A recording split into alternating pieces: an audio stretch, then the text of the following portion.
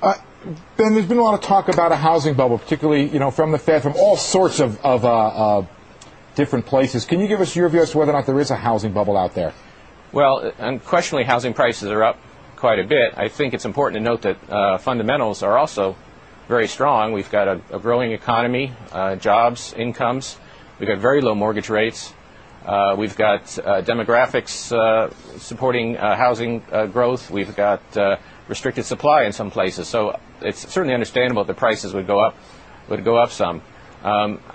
I don't know whether prices are exactly where they should be, but I think it's fair to say that much of what's happened is supported by the strength of the economy. Tell me, what is the worst case scenario? So we have so many economists coming on our air and saying, oh, this is a bubble and it's going to burst and this is going to be a real issue for the economy. Some say it could even cause a recession at some point. What is the worst case scenario if, in fact, we were to see prices come down substantially across the country? Well, I guess I don't buy your premise. It's a pretty unlikely possibility. We've never had a decline in house prices on a nationwide basis.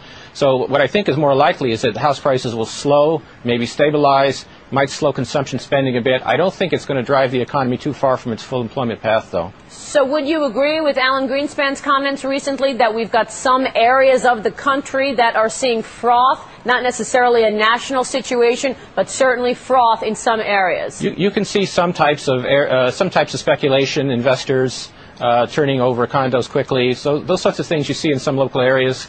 I'm hopeful that, and I'm confident, in fact, that the bank regulators will pay close attention to the kinds of loans that are being made, making sure that underwriting is done right.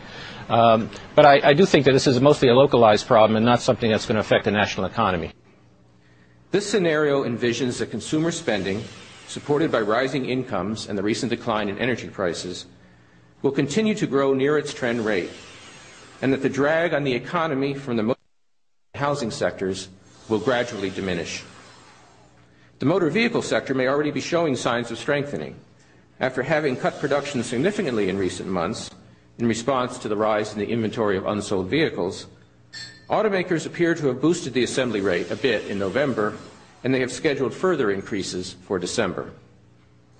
The effects of the housing correction on real economic activity are likely to persist into next year, as I've already noted. But the rate of decline in home construction should slow as the inventory of unsold new homes is gradually worked down.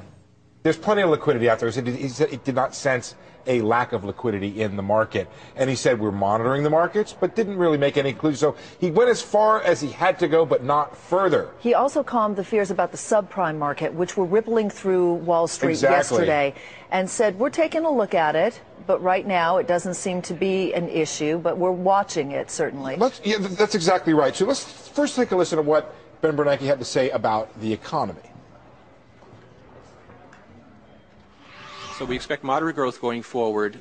We believe that if the housing sector begins to stabilize, and if some of the inventory corrections that are still going on in manufacturing begin to be completed, that there's a reasonable possibility that we'll see some strengthening of the economy sometime during the middle of the year. He went on to talk about the subprime market. Another fear yesterday was that there'd be contagion, but not in the eyes of Ben Bernanke.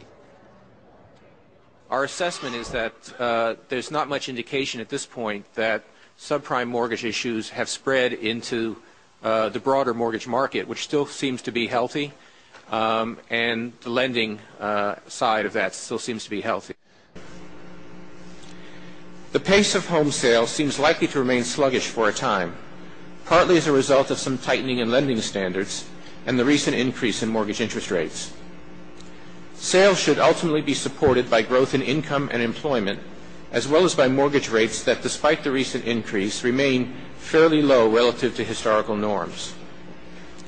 However, even if demand stabilizes as we expect, the pace of construction will probably fall somewhat further as builders work down the stocks of unsold new homes. Thus, declines in residential construction will likely continue to weigh on economic growth over coming quarters, although the magnitude of the drag on growth should diminish over time.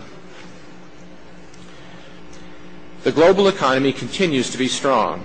Supported by solid economic growth abroad, U.S. exports should expand further in coming quarters. Overall, the U.S. economy appears likely to expand at a moderate pace over the second half of 2007, with growth then strengthening a bit in 2008 to a rate close to the economy's underlying trend.